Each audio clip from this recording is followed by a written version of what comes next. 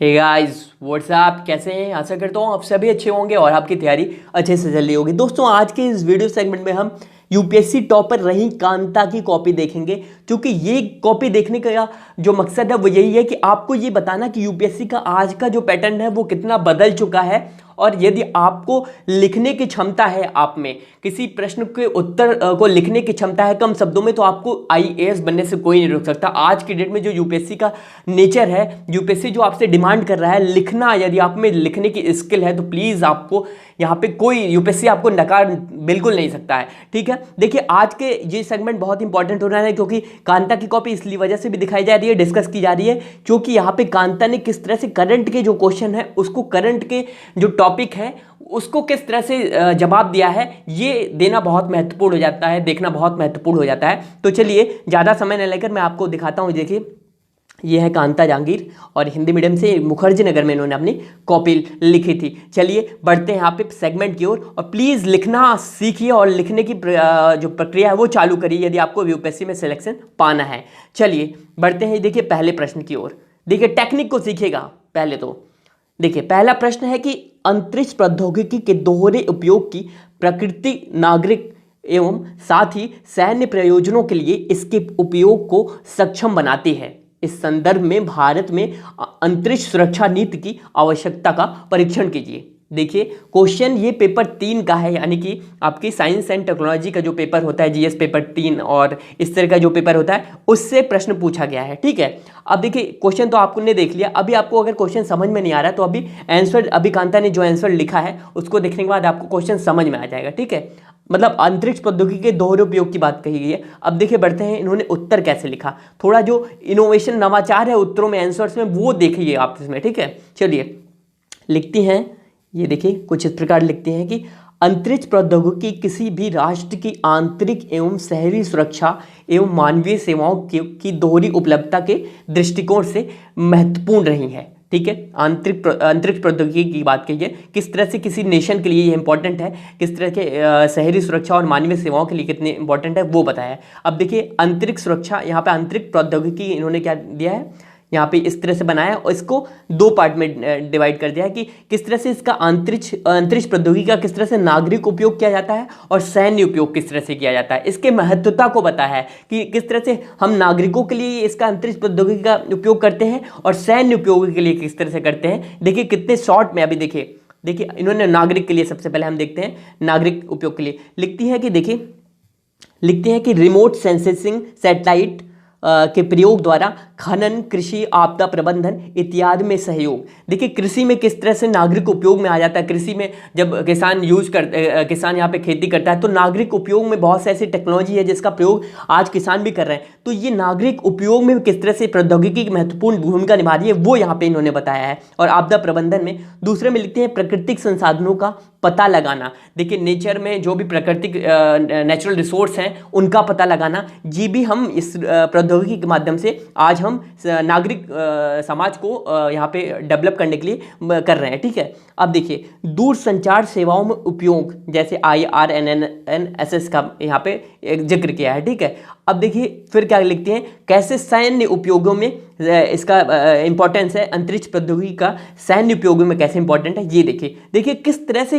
अगर आपको ये पैरा में लिखना हो तो बहुत टाइम लग जाएगा, और ये यूं किया इन्होंने, और टाइम इनका क्या हो गया कंज्यूम, ज़्यादा टाइम ना कंज्यूम करते हुए यहाँ पे इन्होंने 2 मिनट में ये पूरा डिस्कस कर दिया होगा। ठीक है, अब देखिए कैसे लिखती हैं सैन्य उपयोग का, टेक्निक को सीखिए, नवाचार को सीखिए। देखिए लिखती हैं GIS द्वारा सैन्य उपयोग। ठीक है, GPS लिखती हैं, फिर जासूसी उपकरण इत्यादि के माध्यम, जिस तरह से जासूसी उपकरण के लिए यहाँ पे सैन्य प्रौद्योगिकी का इस्तेमाल किया जा रहा है। और देखिए किस तरह लिखते हैं सार्क सैटेलाइट, जैसे सैटेलाइट द्वारा सैन्य क्षमता विश्वसनीय साबित करना। देखिए किस तरह से सैन्य उपकरणों में हम प्रौद्योगिकी का इस्तेमाल कर रहे हैं, ये देखना बहुत महत्वपूर्ण हो जाता है। तो इस तरह से इन्होंने यहाँ पे क्या डिस्कस कर दिया, यहाँ पे इन्होंने डिस्कस कर दिया है कि इंपॉर्टेंस किस तरह से सैन्य और नागरिक दोनों के लिए, सैन्य उपयोग के लिए और नागरिक उपयोग के लिए, दोनों के लिए। अब देखिए एक पैरा इन्होंने डाला कि भारत में अंतरिक्ष प्रौद्योगिकी क्या है। ठीक है, अब देखिए लिखते हैं भारत में इसरो 1969 में अपनी स्थापना पश्चात ही अंतरिक्ष प्रौद्योगिकी के विस्तार विकास हेतु प्रयासरत रही है। देखिए ये फैक्ट डाल दिया है, कब स्थापना हुई इसरो की। देखिए ये बहुत महत्वपूर्ण नहीं है कि आप फैक्ट डालो, नहीं आपको अगर याद आ रहा है कि भैया कब स्थापना हुई तो कोई दिक्कत नहीं, लेकिन फैक्ट डाल दिया तो एक थोड़ा सा वजन पड़ जाता है। लिखते हैं हाल में ही 104 सैटेलाइट एक साथ छोड़कर भारत ने कीर्तिमान बनाया है। ठीक है, अब ये क्या है, इन्होंने हेडिंग क्या डाला था, भारत में अंतरिक्ष प्रौद्योगिकी। अब बस एक लाइन में इन्होंने डिस्कस कर दिया, ज्यादा से ज्यादा इन्हें आधे मिनट लगा होगा ये लिखने में। ठीक है, समय देखिए बहुत कंज्यूम, किस तरह से शॉर्ट समय में आपको 20 प्रश्नों के उत्तर देने होते हैं 3 घंटे में। देखिए अब हेडिंग क्या डालती है, हेडिंग डालती है भारत में आंतरिक सुरक्षा नीति की आवश्यकता। ठीक है, अब देखिए आंतरिक सुरक्षा नीति की आवश्यकता क्या है ये लिखती हैं। देखिए डिस्कस करते हैं कि भारत की आंतरिक सुरक्षा नीति में अंतरिक्ष प्रौद्योगिकी के उपयोग की आवश्यकता है। इसरो हालांकि वायुसेना के साथ साथ मिलकर कई प्रोजेक्ट बना रहा है, परंतु इसका अधिकांश समय ध्यान व्यावसायिक उपयोग वाले प्रोजेक्ट पर है। ठीक है, ये लिखकर आगे क्या लिखती हैं, लिखती हैं आवश्यकता क्या क्या है, लिखती हैं आज युद्ध अंतरिक्ष सुरक्षा खतरा परंपरागत ना होकर हाइब्रिड हो गया है, जिससे परंपरागत तरीके के साथ साथ अंतरिक्ष प्रौद्योगिकी, साइबर क्राइम जैसी चुनौतियां भी शामिल हैं। देखिए अंतरिक्ष प्रौद्योगिकी का जिस तरह से पॉजिटिव यूज है उसका नेगेटिव भी यूज है, जिस तरह से जैसे साइबर यहाँ पे साइबर क्राइम हो जाता है तो ये इसके पॉजिटिव आयाम भी हैं और नकारात्मक आयाम दोनों हैं। ठीक है, जैसे एग्जाम्पल देखते हैं कि यथा 2008 में मुंबई अटैक में जीपीएस का प्रयोग किया गया था, तो ये इसके मेरिट और डिमेरिट दोनों लिखा है। मतलब आपको जब भी आंसर लिखना होगा तो उसके पक्ष और विपक्ष दोनों कवर करने होंगे, दोनों आयाम कवर करने होंगे, तभी एक अच्छा उत्तर होता है और एग्जामिनर तभी आपको मार्क्स देता है। तो इस टेक्निक, इस नवाचार को सीखिए, किस तरह से शॉर्ट समय में आपको उत्तर लिखना है। ठीक है, अब देखिए आगे क्या पैरा लिखती हैं अंतरिक्ष प्रौद्योगिकी के माध्यम से, लिखती हैं अंतरिक्ष प्रौद्योगिकी के माध्यम से अपराधियों की ट्रैकिंग, मोबाइल पर लोकेशन पता लगाना इत्यादि आसानी से हो सकता है। ये पॉजिटिव देखिए इन्होंने दे दिया है, किस तरह से यहाँ पे अपराधियों का पता जीपीएस के थ्रू कहीं भाग रहे होते तो लगा लिया जाता है, कहीं मोबाइल चोरी में लगाया जाता है, तो ये जीपीएस के थ्रू ये सब सारी चीज़ें इसका पता लगता है। ठीक है, अब देखिए आगे लिखती हैं सरकार द्वारा उठाए गए क्या क्या कदम हैं। ठीक है, लिखती हैं हाल ही में सरकार द्वारा इसरो को सुरक्षा नीति में शामिल करते हुए अंतरिक्ष बिग बनाने का फैसला लिया है। ठीक है, फैसला किया गया है, तो ये सरकार द्वारा उठाए गए। देखिए अब एक चीज आप एक कंक्लूजन निकाल पा रहे होंगे इस आंसर से कि जो यूपीएससी प्रश्न तो भैया करंट से पूछ रहा है और करंट के जो हमारे जो सामाजिक मुद्दे हैं उनको डील करते हुए आपको आंसर में दर्शाना है कि किस तरह से हमारे समाज पर प्रभाव पड़ रहा है। देखिए आपको फाइनली आपको किसी जिले का पुलिस कप्तान या फिर जिले की कमान संभालनी है एज ए कलेक्टर। ठीक है, तो भैया आपको समाज पर क्या प्रभाव पड़ रहा है, चाहे वो अंतरिक्ष प्रौद्योगिकी का हो, चाहे वो आंतरिक सुरक्षा का हो, हर मुद्दे को सामाजिक पक्ष से जोड़ते हुए यहाँ पे उत्तर करंट के मुद्दों से यहाँ पे देते हैं। चाहे वो देखिए साइंस एंड टेक्नोलॉजी से लोग कहेंगे भैया साइंस एंड टेक्नोलॉजी से यहाँ पे प्रौद्योगिकी से समाज का क्या लेना देना, तो बहुत इफेक्ट पड़ता है और आप तो जानते हैं, आप तो यूपीएससी के स्टूडेंट हैं। ठीक है, चलिए बढ़ते हैं अगले क्वेश्चन की। इस नवाचार को सीखिए और प्लीज लिखने की कोशिश करिए, इतना लिखिए कि पन्ने कम पड़ जाए, पेज कम पड़ जाए। ठीक है, तभी सिलेक्शन होगा। चलिए बढ़ते हैं अगले क्वेश्चन की ओर। एक क्वेश्चन है, देखिए भारत में तटीय सुरक्षा के संबंध मुद्दे क्या हैं, इस संदर्भ में चर्चा कीजिए कि क्या एक केंद्रीय समुद्री पुलिस बल यानी कि central marine police force in समस्याओं को हल करने में सहायता कर सकती है।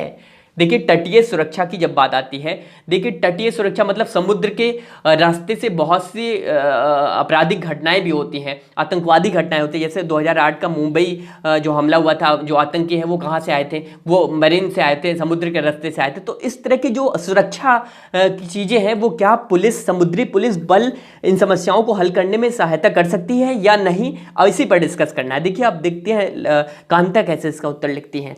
देखिए लिखते हैं कि भारत एक विशाल विविधता वाला राष्ट्र है जिसकी एक लंबी सीमा समुद्र से लगती है, अतः तटीय सुरक्षा भारतीय आंतरिक एवं बाहरी सुरक्षा का एक प्रमुख बिंदु रहा। ये उत्तर लिखने का थोड़ा सा शुरुआत कर दिया है। ठीक है, अब देखिए लिखती कैसे हैं, लिखती है देखिए यहाँ पे तटीय सुरक्षा के मुद्दे। अब देखिए तस्करी, आतंकवाद, पायरेसी, समुद्री डकैती। अब अगर इन्होंने क्या किया होता, तस्करी को एक हेडिंग बनाया होता, लगातार तस्करी के मामले में पूरा लिखा होता, यूं लाइन से पूरा पैराग्राफ, तो भैया समय तो नहीं होता ना लिखने के लिए इतना ज़्यादा। तो देखिए शॉर्ट में किस तरह से इनोवेशन, नवाचार सीखिए। बार बार मैं इस वीडियो में आप देखिएगा नवाचार मैं कितनी बार प्रयोग कर रहा हूँ कि इनोवेशन सीखिए आंसर लिखने में, क्यों? अगर यूज कर रहा हूं तो इसका कोई मतलब होगा। तो प्लीज नवाचार सीखिए, टेक्निक सीखिए लिखने का। देखिए लिखते हैं तस्करी के माध्यम से। देखिए तस्करी किस तरह से सुरक्षा है, तटीय सुरक्षा के मुद्दे हैं। देखिए जैसे हथियार, शराब और इत्यादि, अफीम इत्यादि की तस्करी की जाती है, ये समुद्र के रास्ते, ये भी तटीय सुरक्षा का एक मुद्दा है। ठीक है, आतंकवाद में देखिए 2008 की मुंबई घटना जो बताई है, जैसे जो आतंकी हैं वो कहाँ से आए थे, समुद्र के रास्ते से आए थे, पाकिस्तान से इंडिया। ठीक है, अब पायरेसी की बात आती है, ये भी मुद्दे हैं। जैसे यूएन द्वारा समुद्री चुनौती रेखा की पूर्वी देशांतर की ओर करना, समुद्री डकैती, ये सब क्या है, तटीय सुरक्षा के मुद्दे हैं। ठीक है, इन्हें 1 मिनट से भी कम लगा होगा, इन्होंने डिस्कस किया इसको। ठीक है, अब देखिए आगे क्या लिखते हैं, तटीय सुरक्षा के मुख्य मुद्दों में तटीय निगरानी, पर्यवेक्षक को पुष्ट दुरुस्त करना, बनाना शामिल है। ठीक है, ये लिखकर आगे बढ़ जाती हैं। अब देखिए सेंट्रल मैरीन पुलिस फोर्स पे थोड़ा इन्होंने लिखा है। देखिए अब क्या लिखते हैं, हाल ही में यह सुझाव दिया गया है कि तटीय सुरक्षा हेतु अलग से सेंट्रल मैरीन पुलिस फोर्स का गठन किया जाए। देखिए भैया मैं लगातार कह रहा हूं, करंट के मुद्दे यूपीएससी मेंस में लोग कहते हैं प्री में करंट से पूछ रहा है, भैया मेन से 20 क्वेश्चन है तो 20 के 20 वो पेपर, चारों पेपर में, जीएस के चारों पेपर में करंट से यहाँ पे फेंक रहे हैं। भैया आपको करंट इतना स्ट्रांग बनाना होगा, करंट अफेयर जो हाल में घटित मुद्दे, देखिए इन्होंने भी डिस्कस किया है। करंट, अगर आपको करंट अच्छे से तैयार है तो उसे अपने क्वेश्चन में लिख डालकर आप नवाचार कर सकते हैं और बहुत अच्छे से सामाजिक पक्ष को कवर कर सकते हैं। देखिए लिखते हैं, हाल ही में सुझाव दिया गया कि तटीय सुरक्षा हेतु अलग से सेंट्रल मैरीन पुलिस फोर्स का गठन किया जाए। तो ये भी हाल के ही मुद्दे रहे होंगे। अब देखिए लिखते हैं कि वर्तमान में तटीय सुरक्षा दल, तटरक्षक बल, नेवी इत्यादि तटीय सुरक्षा का कार्य करती है, जिसके अंतर्गत त्रिस्तरीय ढांचा है। देखिए किस तरह से इन्होंने नवाचार करके यहाँ पे, इनोवेशन करके यहाँ पे इसको डिस्कस कर दिया है। ठीक है, अब आवश्यकता क्या क्या है, आवश्यकता क्या है, देखिए इस तरह से लिखते हैं, आप पढ़ लीजिएगा, मैं थोड़ा स्क्रॉल करता हूँ। देखिए तटीय सुरक्षा की विभिन्न एजेंसियों के मध्यम समन्वय बनाना।